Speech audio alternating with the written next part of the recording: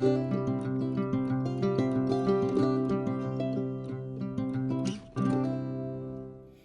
bana maman, j'espère que vous allez bien. Bienvenue chez Chacha d'Or. Bande konyo so boyemba la liboso chez Chacha d'Or na yambi bino. Ba o bosana nu ba abonner te vous hésitez te ko s'abonner, soko s'abonner, activer cloche de notification pour aura takate ce qui Chacha d'Or a tes vidéos ya sika. Bana maman na eli susu na ba voice pena analyse ya ko sala ensemble na bino nde kaka na ibsaka bino.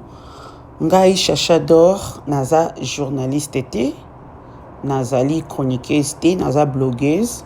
Ce qui n'a un sujet na ya koloba na ya kanango na tie na lobby to partager na bino to pesa ni opinion na biso to yebi mikolo toza makambu meke o ezole kana mboka na biso lelo ba voice na ye nango tozo lobela sur ba sujet ya injustice, embouteillage na insécurité ya mboka.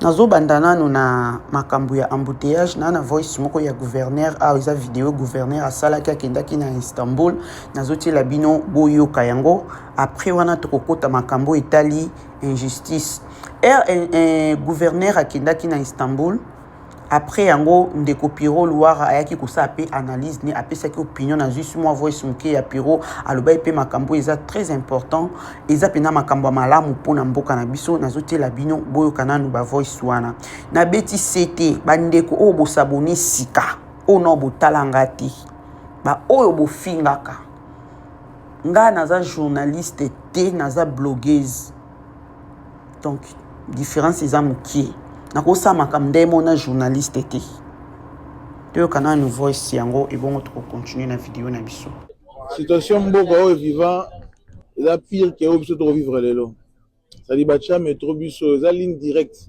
ozo faciliter bato ba se mouvoir na kata Kinshasa donc ba na Kinshasa ba la kimia de kata ta mokonza mboka lobi aza vraiment à côté à ba problème na bango bazo vivre en embouteillage et aussi à distribution ba directive claire pour la koluka bon ba solution la situation o za bon moment pas ba solution pour proposer pour la Kinshasa pour que BRT soit écoti et permettre de moto allons à naviguer tranquillement en toute sérénité et sûreté pour que à comme l'objectif c'est gazo kende.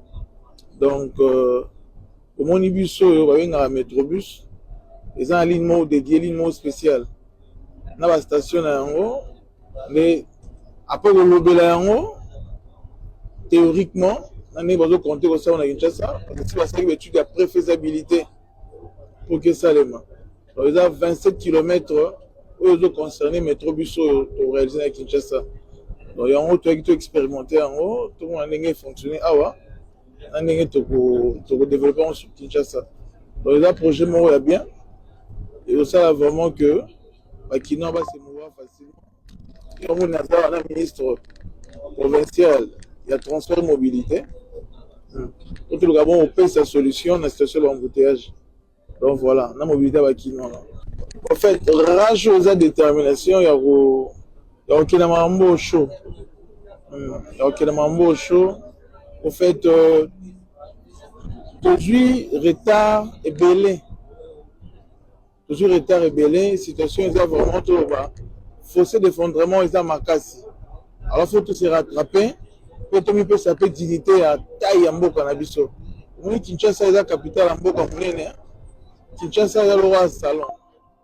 On salon est rose à l'ango. Chambre rose à l'ango, mamie. On va pas mettre en longueur zate. Elles sont à côté où tu canapé bien, bah meuble bien un salon, à bouler avec match bien dans ta chambre. Donc tu as intérêt que Kinshasa, tout ça est attrayant. Le projet Boé, le projet Tolingi. À côté là, que tu as un belé, le bleu retour ça la salon. Et puis ça sûrement mobilité les gens, va se mouvoir bien. Ça peut énerver, hein. Ça peut énerver. Situation Mboka vivre. On me dit qu'aujourd'hui, je vois un communiqué du gouverneur de la ville de Kinshasa. Aujourd'hui, dans le pays, ils ont mis en place un système de circulation interne des véhicules. Même en Éthiopie, même au Somalie. En Somalie plutôt, je n'ai jamais vu ça, je n'ai jamais entendu ça. Ces gens sont incapables de vous donner de l'eau. Ces gens sont incapables de vous donner la sécurité.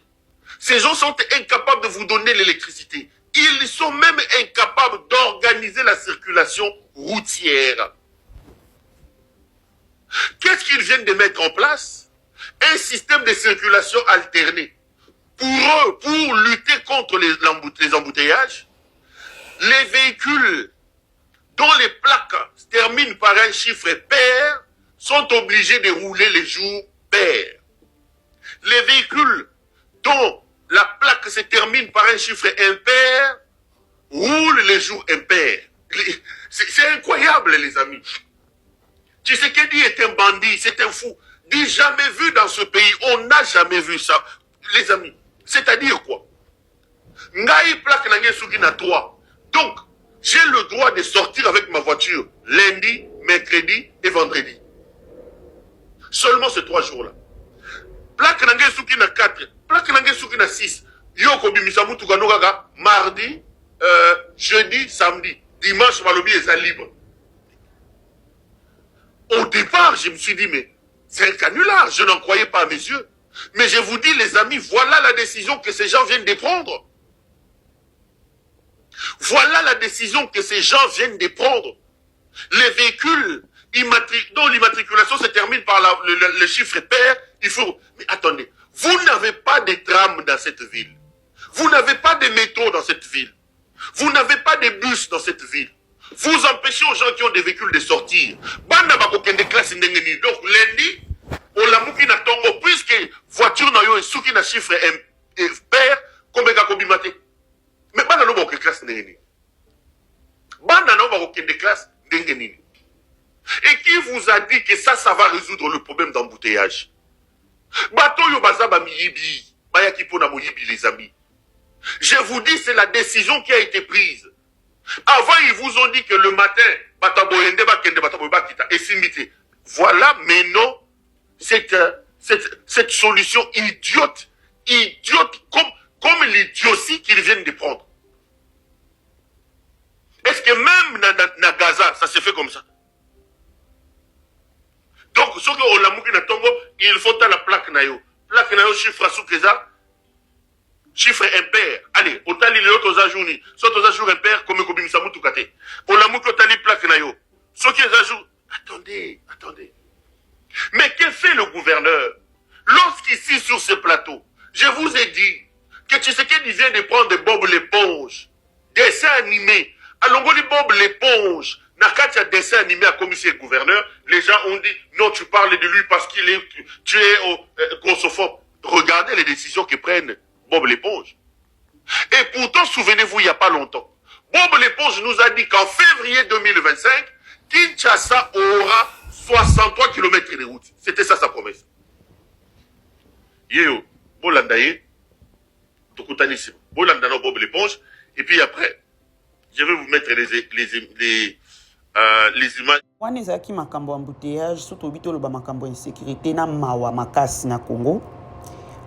Munduki ekomi kobima libanda donc toyebi te so bato baobimisa minduki wana baobeta bamasasi baza bana basoldat to banani bakrimi toza ba video tozomona ebele omona moto azoteka na magasin bo afandi bo bato mo bayeba koteli ekabo papa olingi ka otia munoko weta babeti o masasi bayibi o bakimi donc Kinshasa ekomi na insécurité moko ya makasi o tozoyeba te soki ekosila ndenge nini bato misu bakobimelo ka boye babanzo tuno ba question mo bolingo tiaka munoko bita ozanango côté wana ezo sala mabe makasi côté ya insécurité na teli bino yoka analyse ndeko o papesi makambo alobi makambo ya kitoko pona mboka na biso. Une fils du Congo Mbote na yaka to kanisa muke pour que to comprendre un peu ba cause ya ba problème mususu tozana ngona mboka na biso. Injustice na impunité ezobotisa ba criminel ya sika ba rebelle ya sika, ba miyibi ya sika. Moto oyo ayiba ki ba million lobby. Amoni ke ba sali eloko te, ba mususu pe ba moni. Boye ba que comportement na parce que ya yibi, bo sali eloko te. Justice sali eloko te akei présenté. Boye ba que miyibi ya sika pe ba botami. Parce que oya kala bo sala ki eloko te. moto asimaki mandoki lobi amoni que bato bamoni ki akomi député akomi ministre ekotinda pe ba misusu basimba pe mandoki pour que bango pe baya na nzela wana bakoma ba député ba ministre. Injustice na impunité ezosunga République démocratique du Congo te. Et c'est ngena biso tozana ba dirigeant oyo bandimi ko bunda coûte que coûte pombo kane kende liboso. Oya sali mabe sanction oyo esengeli pona ye. Oya tamboli mabe sanction esengeli pona ye. Mais au moment où bozo luka ko défendre ba miyibi, au moment où bozo luka ko défendre ba oba simi mandoki, au moment où bozo luka ko défendre ba oba zo sala musala mabe na mboka wana Congo okenango liboso te. To banda kozwa kaka ba médiocre na ba médiocre oyo ba kokende na Congo ti ba ko boma yango penza mboka disparaître. Raison pour laquelle j'appelle chacun de nous à la prise de conscience. Tous ont conscience qu'il faut dans la famille, dans la école, dans la université, dans la parti politique, dans l'association, dans ONG, tina gouvernement, que ça la makambulo lenge esengeli, que ça la omi beko elobi. Ceux qui ont tambola une impunité, tous ont tambola une injustice. Miyibi ba ndobota mara tous les jours. Lelo o tozana ba politicien ya miyibi, ba dirigeant ya miyibi, tina ba militaire ba komi ko détourner mbongo ya baninga. Bozomona que mboke komi na ba anti valeur ya rosana. Te ba tala ku toyeba ba bango na ba groupe na ba orchestre, lelo ba tala ku ba kota tina ba média, ba journaliste ya ba tala ku, ba journaliste ya ba kofinga. Donc tout devient compliqué, les anti valeurs, et parce que toujours respecter ba droite, toujours respecter ba règle, toujours respecter le mokote, mboke komi ko tamba na bongo, chacun fait ce qu'il veut. Et ce comportement, cette attitude ne va aider absolument personne. Au contraire, et compliqué, biso biso makambo pona ko développer République démocratique du Congo. Gardons à l'esprit. Tokomi penza na suka na otela bino voice mususu ya suka bandeko na ngai. To éviter toze l'évolution à Congo. Muke ba makambo tozoyoka, l'espoir bazo pesa biso. To mona on dirait muke makambo susu e sala malamu mais totalaka ndenge ezokende. Tozotalaka ndezokende bino pe bolingi suna loba teke nzambe akota makambo on dirait nzamba kokota mambo Congo te mambo Congo foka to loba to silikaka to bundaka po ekokisama makambo malamu to ka voice asuka.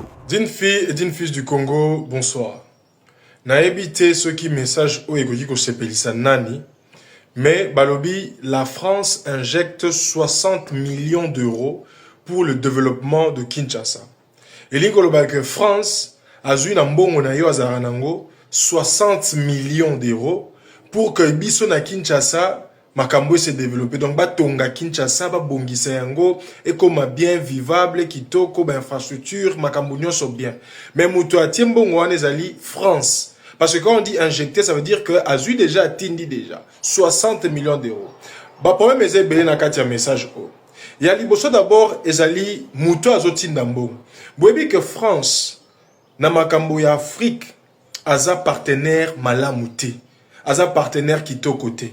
Lelo bato bazoluka o na Congo il faut payer Ibrahim Traoré et tout. Ba exemple wana tozozwa na bamboka wana bango bazobenga na France. Mais biso na Congo tozose la France apesa biso mbongo. Quand on regarde un peu dans l'histoire, je vais citer juste quelques petits éléments. Bon, au moment que France a contribué moi mingi na ba pasi tozanango. Tozi opération turquoise oyo ba réfugié na génocide ya Rwanda ba kotara na Congo. France azana sima wana. Tozi compromis à l'africaine o balobaki Tshisekedi aibi pouvoir ya Martin Fayulu. France azana sima wana. Tozi par exemple ba sanction européenne ozaki ko traîner ko umela pas sanctionner Rwanda. France mtazaki ko bloquer selon communiqué ya Belgique. Et lelo oyo d'ailleurs parmi kutu le fait que ba repousser accord où il fallait signer à Washington pour France passer qui a participé dans makambo wana. Et le oyo France a sa partenaire moro kito côté malamuté. Voilà d'abord le premier élément. Mais le deuxième élément c'est que a injecté 60 millions pour le développement à Kinshasa. Bande konanga, est-ce que problème il y a développement à Kinshasa ça problème ya mbongo? Est-ce que biso na Kinshasa tozangi mbongo? Na ba recette no se kota ba mbongo ba gouverneur na biso ba leka ba koma nango. Babiloko bango batonga na mbongo ya l'État. Est-ce que penze za tozangi mbongo? Bon moni le fait que tondi marape ba aide mosusu yango pezo kolisa biso na kimobola. Tozo kola mena kimobola. Le fait ya kondimara ba aide mosusu yango pezo komisa biso loko neti ba bizengi morobo ya mokili. Likamboye bato basunga ki biso bango pe fo ba ya koloba mona bango parce que ba pesaka biso mbongo na bango. Et la troisième des choses est que même si France en Zamabe 60 millions tozangi yango te, mais na comportement ya ba dirigeant ya lelo tokosala mbongo nani bino okanisi penza que 60 millions wana ekoya ekokoma pe ba redévelopper Kinshasa. Pourquoi kokotisa mboka na biso na ba problème kaka boto fandi bat bazolinga bazo ba relation moko gagnant na ba mboka ya Occident, mais biso tozoluka toujours kotika la ba élève ya ba occidentaux, tozoluka toujours kotika na se ya colonisation économique, colonisation mentale, tozoluka toujours kotika la kaka wana basaka na biso batambola likona biso balakisaka biso que bango baza supérieur et bazo accompagner ba faible. Pourquoi tozomema le Grand Congo à ce niveau-là? Basonia Boyeti Wapi. C'est un communiqué qui fait mal, c'est triste, mais tant que nous avons des dirigeants tels que nous avons le rôle à Daniel Bumba, eh bien, tu revivras à Boye. Tu revivras à Boye et c'est compliqué. Bamsous Bazo Lukaba s'en sortir. Bah, comme on a une relation encore, il y a un véritable partenaire dans la France, biso to tigana, ba na o ba kabela ba mbongo, mboka o ba ya ko sunga parce que yé akokarana été. Gardons à l'esprit que l'objectif est de servir la République. Bandeko nanga nyonso bolanda ba vidéo nanga ba obo comprendre genre ya concept nanga naza subo bandoya toujours na ba commentaire na biso ya bien ya débat ozala pour nga ozala contre nga bo bandoya na ba commentaire na mino ya bien ya ba idée ya ba conseil pour na makambo nga nazo ya nango auto partager ba onde bozo comprendre te na ba obozo kota sikamba mona mafinga bolimbisanga principe ya chaîne nanga ezali ofingi na bloquer yo opesi opinion na yo tes opinions moko nangate na kutika yango po ndenge tokendaka ayo eza bongo vidéo musu ekoko ya lobby oza d'accord nanga donc ya mukie nazaki nango ya partager na bino yango wana bobosa na teko partager vidéo kotia ba like et ko salanga bien l'union fait la force ndine yisaki bino nga moko na kokokate soki bino bozo partager bozo tia ba like et ko sunganga makasi tokutana bino na prochaine vidéo. Bye bye.